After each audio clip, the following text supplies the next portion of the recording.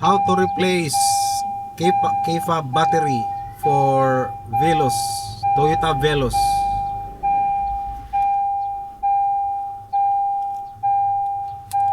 Remove the key and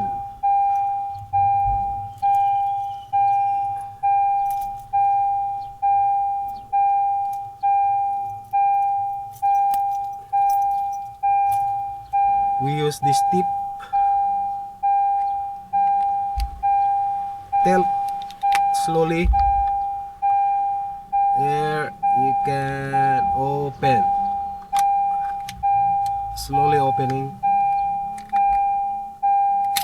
Oop. Okay,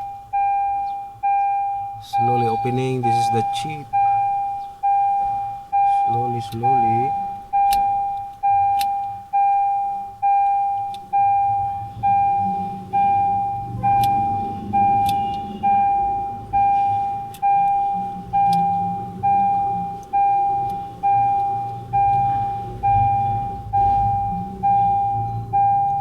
Ito na yung battery.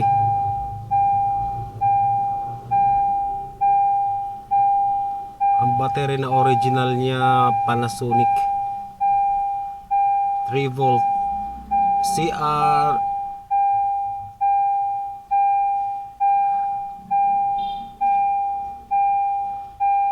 CR2032, parehas CR2032.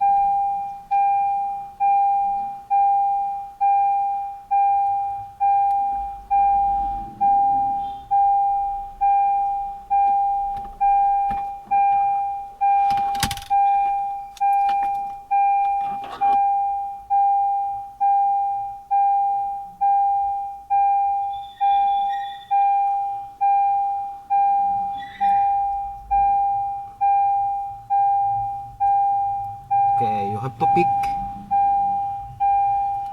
and remove the battery, the old battery. This is the new battery.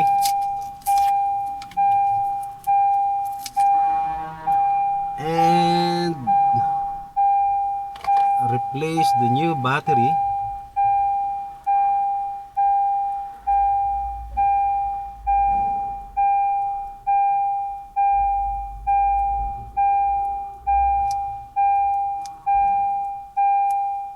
Okay, there you go. It's already installed.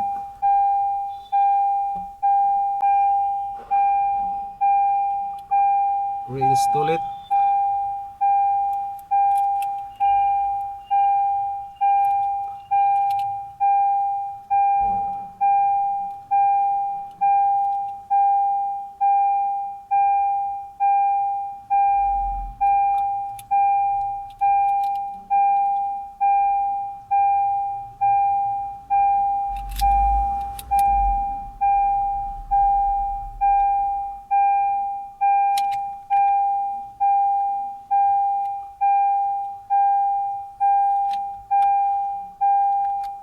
Press gently.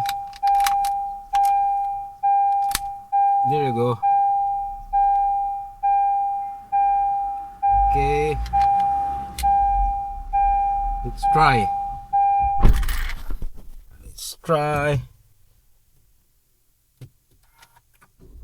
There you go, it started. Yee! It's working. We have new battery now on our K-fob.